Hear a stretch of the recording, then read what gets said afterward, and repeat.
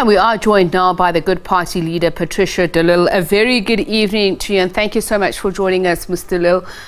You said something very interesting at the manifesto launch. You spoke about the fact that none of the promises made by the political parties during the election campaigns won't materialize after the 29 May elections. But it seemed that you are making promises of your own. Is that not a contradiction?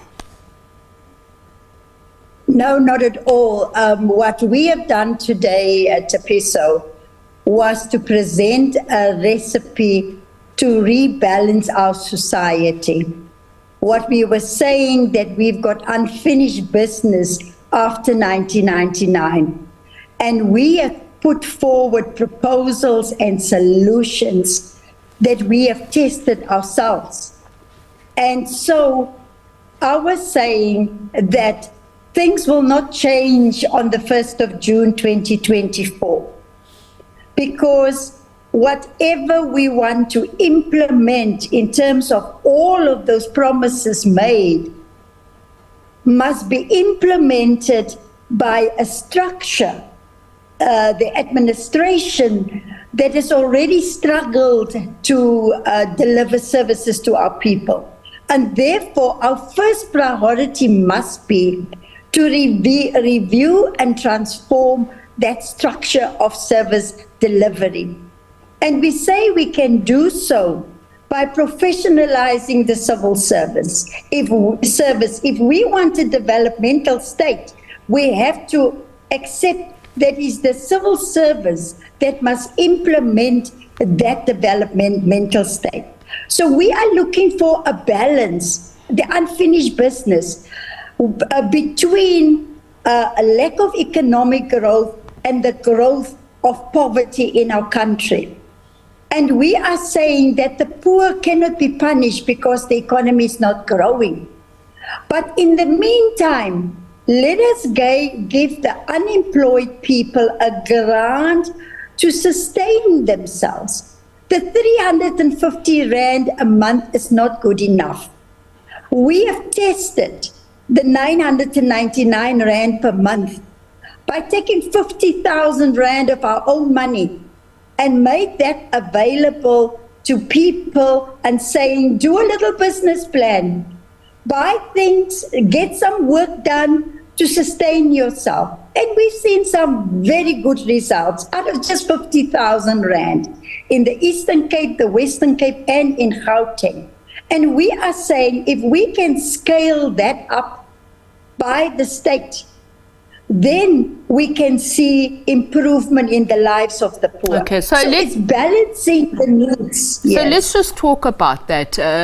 You say you have tasted it yourself through your own initiative. But if you're saying this is something that ought to be rolled out nationally, it costs, I believe, about 266.21 billion Rand, the amount of money that state coffers have shelled out on social grants.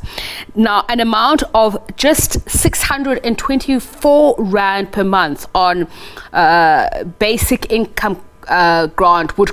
The gross cost of that is just about that. But if you look at the growth of the economy at less than 1%, how sustainable is it? We've got two choices, Tatepo, and that is, are we going to continue to see the majority of our people living in poverty?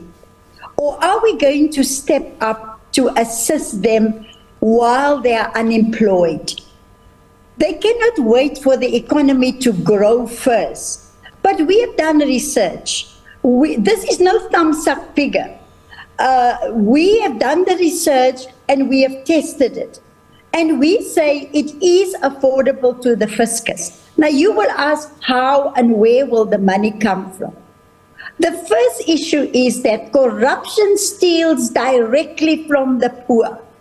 We see billions being stolen in our country on a yearly basis. And then on top of that, we always want to investigate after the money has been stolen. spending 4 billion rand on the commission, the Zondo Commission. We can take that same 4 billion rand and we can invest it in the civil service, and we can put systems in place that can detect and prevent corruption. That is the first one. The second one we are saying is that when we review the structure of the state, we must be able to advise and instruct all departments to go back to zero-based budgeting. We've got a lot of fat and meat sitting in government departments for vanity projects. So we have offered solutions that is workable, but it is not even new solutions. It is the policy of government. The problem is that the policies are not being implemented. So it's nothing new, but we have to try to save more lives.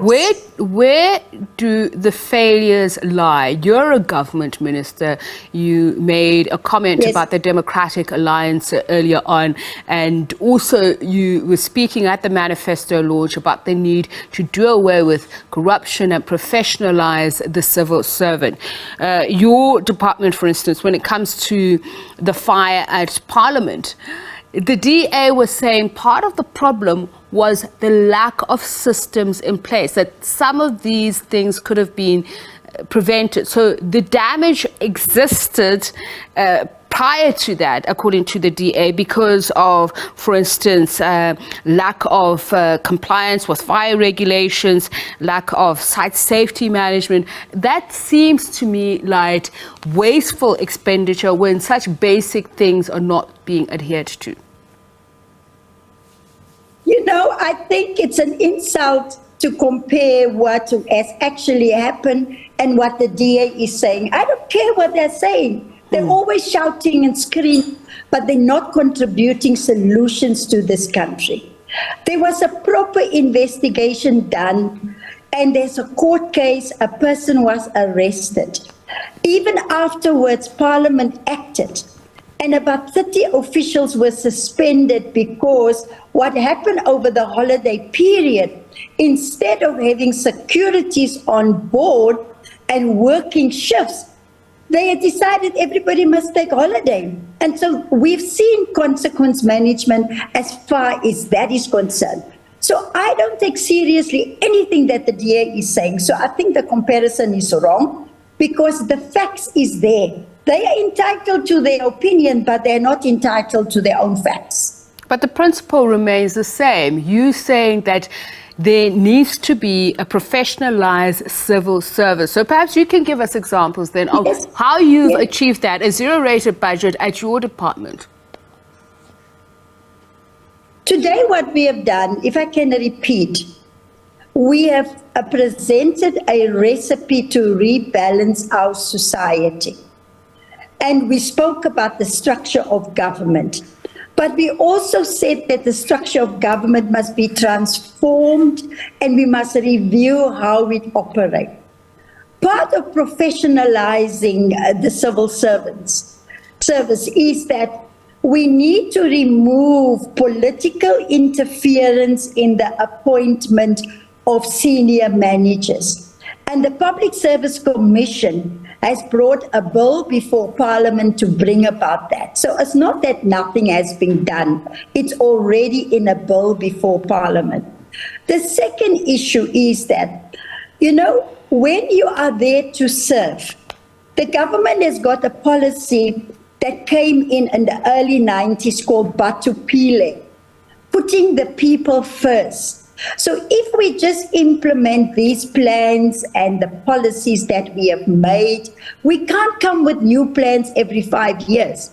We have to review what we have achieved in the past 30 years, and that's exactly what we've done today. We've acknowledged that after 30 years of our democracy, many more people have got access to water, sanitation, and electricity. We've acknowledged that hundreds of clinics and schools were built, but what we are saying that we could have done better. And therefore we must review the structure for implementation, then we can certainly in the next 30 years achieve a lot more. So what ingredient would you suggest in putting into this recipe for more affordable basic services? Are you looking at subsidization? What suggestions are you proffering? What we are saying, for instance, is that 95% of the people in South Africa have access to electricity. That is a big achievement after 30 years. But what is the use of having access to electricity but you can't afford it? As poor people, they now have to make a decision, do I buy a loaf of bread or do I buy more units? So affordability of the basic services is key to us. And as we know that local government is responsible for basic services, but the problem is that local government, they profit on electricity. They buy it from Eskom for 2 rand and they sell it to the consumers for 4 rand, for instance.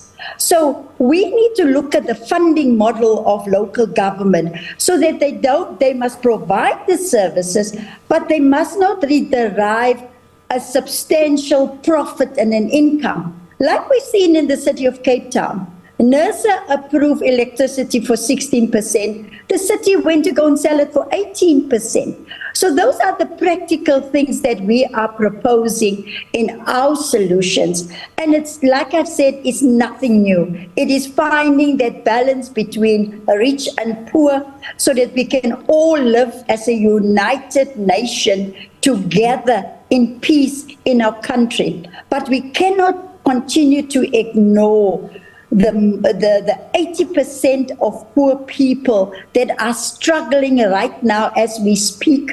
I visit communities and I see the suffering and I feel angry and I feel hurt and I feel the pain.